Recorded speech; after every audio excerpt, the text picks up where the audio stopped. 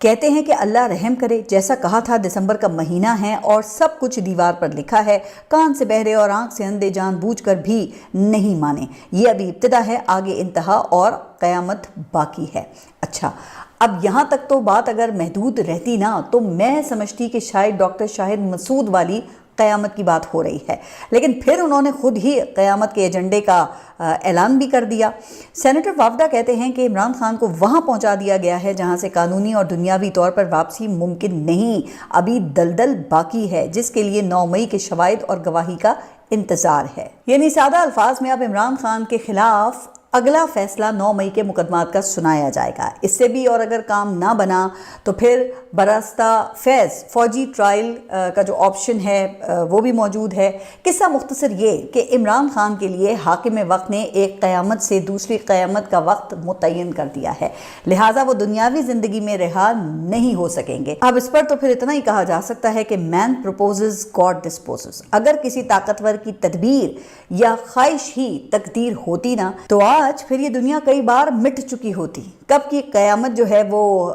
برپا ہو چکی ہوتی، لیکن انسانی تہذیب نے ہر مشکل میں اپنا راستہ نکالا ہے اور اس وقت تک یہ سلسلہ جاری رہے گا جب تک قادر مطلق ایسا نہیں چاہے گا۔ خیر، یہ تو ہو گئی اصول کی بات۔ جو کہا جاتا ہے نا کہ عام طور پہ لوگوں کو یہاں اس وقت یاد آتی ہے جب وہ اقتدار سے نیچے اترتے ہیں اور پھر تلاش گمشدگی کے اشتہار بن جاتے ہیں۔ آپ دیکھ لیں کہ آج وہ لوگ کہاں ہیں جو 60، 70، 80 اور 90 کی دہائیوں میں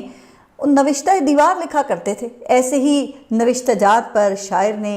کیا خوب کہا ہے، بپا ایک حشر سا دیوار پر، کون پڑھتا ہے لکھا دیوار پر، میں نے پوچھا کیا پسے دیوار ہے، اس نے لکھا دائرہ دیوار پر۔ لہٰذا اب ضرورت اس بات کی ہے کہ دیوار پر دائرے لکھنا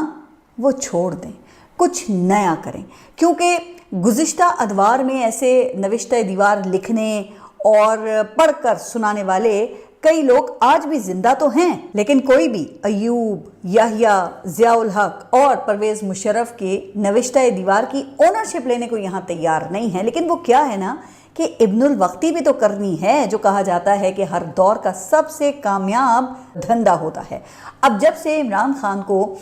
توشہ خانہ 2 کیس میں سزا ہوئی ہے، کچھ ایسے ہی دانشور اور تجزیہ کار وہ یہ دعوے کرتے پائے گئے ہیں کہ توشہ خانہ 2 کیس کی سزا کی وجہ سے عمران خان شدید غصے کی کیفیت میں ہیں۔ وہ ایسی سٹیٹ آف مائنڈ میں چلے گئے ہیں جہاں وہ سمجھتے ہیں کہ انقلاب آنے والا ہے، نظام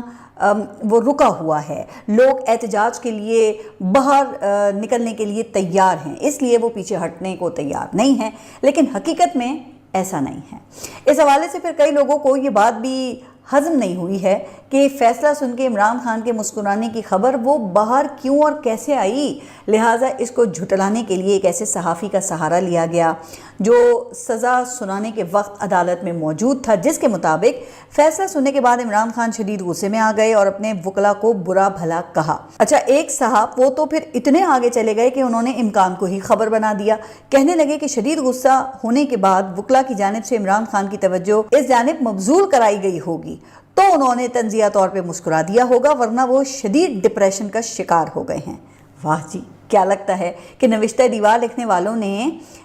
دل کا حال جاننے کا علم بھی حاصل کر لیا ہے۔